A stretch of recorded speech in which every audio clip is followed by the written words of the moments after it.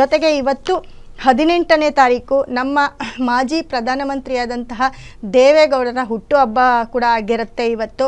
So ಈ ಒಂದು ನೋಡಿ ಭೀಕರ ಒಂದು ಆಕ್ಸಿಡೆಂಟ್ ಇವತ್ತು ಬೆಳಗ್ಗೆ ಆಗಿರ್ತಕ್ಕಂಥದ್ದು. ಇದು ಒಂದಕ್ಕೊಂದು ಫ್ಲೈಟು ಕ್ರ್ಯಾಶ್ ಆಗಿ ಆಗ್ತಕ್ಕಂಥ ಒಂದು ಇದಾಗಿರುತ್ತೆ. ನಾನು ಮೊದಲಿಗೆ ಹೇಳಿದೆ, ಇಂಥ ಡೇಟ್ಗಳು, ಇಂಥ ಕಾಂಬಿನೇಷನ್ಗಳು ಬಂದಾಗ ಅಂದರೆ 1 ಮತ್ತು 8 ಮತ್ತು 6 ಅನ್ನೋದು ಕಾಂಬಿನೇಷನ್ ಬಂದಾಗೆಲ್ಲ ಈ ಥರ ತುಂಬ ಇನ್ಸಿಡೆಂಟ್ ಆಗುತ್ತೆ ಅಂತ. ಇವತ್ತು ಕೂಡ ಅದು ನಡೆದಿದೆ.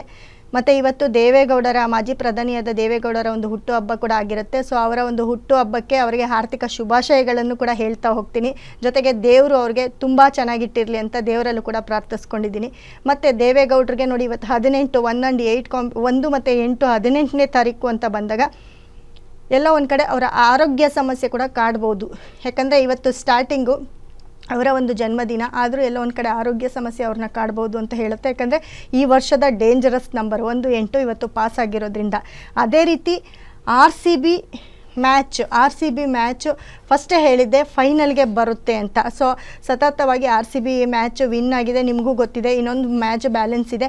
ಸೊ ಆರ್ ಸಿ ಬಿ ಅವರು ಫೈನಲ್ ಕಡೆಗೆ ಬರ್ತಾ ಇದ್ದಾರೆ. ಸೊ ಫೈನಲ್ಗೂ ಅವರು ಸೆಲೆಕ್ಟಾಗಿ ಫೈನಲಲ್ಲಿ ಆಡ್ತಾರೆ ಅಂತ ಅದನ್ನು ಸ್ವಲ್ಪ ಶೋರಾಗಿ ಹೇಳ್ತಾ ಇದ್ದೀನಿ. ಆರ್ ಸಿ ಬಿ ಬಂದೇ ಬರುತ್ತೆ ಅಂತ. ಮತ್ತು ವಿನ್ನಿಂಗ್ ಡೇಟಲ್ಲಿ ನೋಡೋಣ, ಅದು ಮುಂದಿನ ಡೇಟ್ ಇದೆ. ಹೆಂಗೂ ಫೈನಲ್ಸ್ಗೆ ಬಂದಿದ್ದಾರೆ, ಫೈನಲ್ಸ್ಗೆ ಬರ್ತಾರೆ ಅನ್ನೋದು ಒಂದನ್ನು ಹೇಳಿದೆ, ಅದು ಫೈನಲ್ಸ್ಗೆ ಬಂದಿದ್ದಾರೆ ಅಂತ ಹೇಳ್ಬೋದು. ಮತ್ತು ಜೊತೆಗೆ ಇವತ್ತು ನೋಡಿ ವೃಷಭ ರಾಶಿ ರೋಹಿಣಿ ನಕ್ಷತ್ರ ಮಧ್ಯಾಹ್ನದ ಮೇಲೆ ಮೃಗಶಿರ ನಕ್ಷತ್ರ ಸ್ಟಾರ್ಟ್ ಆಗಿದೆ.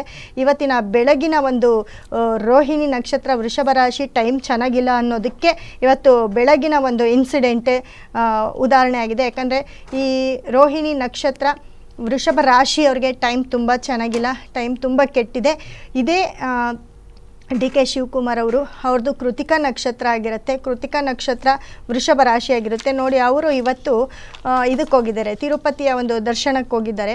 ಸೊ ಅವರು ತಿರುಪತಿಯಲ್ಲಿ ಇವತ್ತು ದರ್ಶನ ಮಾಡ್ತಿದ್ದಾರೆ. ಅವ್ರಿಗೆ ಇವತ್ತಿನ ಒಂದು ನಕ್ಷತ್ರ ಬಂದು ಅವ್ರಿಗೆ ತುಂಬ ಸಂಪತ್ತನ್ನು ತಂದುಕೊಡುವಂಥ ಒಂದು ನಕ್ಷತ್ರ ಆಗಿರುತ್ತೆ. ಯಾಕಂದರೆ ಅವರು ಕೃತಿಕಾ ನಕ್ಷತ್ರ ಆಗಿರೋದ್ರಿಂದ ಇವತ್ತು ರೋಹಿಣಿ ನಕ್ಷತ್ರ ಮತ್ತು ಮೃಗಶಿರ ನಕ್ಷತ್ರ ಆಗಿರುತ್ತೆ.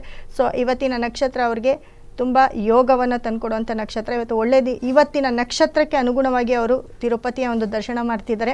ಸೊ ಅವ್ರಿಗೂ ಕೂಡ ನೋಡಿ ಈ ಒಂದು ಸತತ ಈ 3 ತಿಂಗಳು ಅವರು ತುಂಬ ಕಷ್ಟಪಟ್ಟರೆ ಅವರು ಕೂಡ CM ಆಗುವಂಥ ಚಾನ್ಸಸ್ಸು ಅತಿ ಹೆಚ್ಚಿರುತ್ತೆ. ಏನಕ್ಕಪ್ಪ ಅಂತಂದರೆ ನೋಡಿ ಶನಿ ಅವರಿಗೆ 7:30 ಸ್ಟಾರ್ಟ್ ಆಗುತ್ತೆ.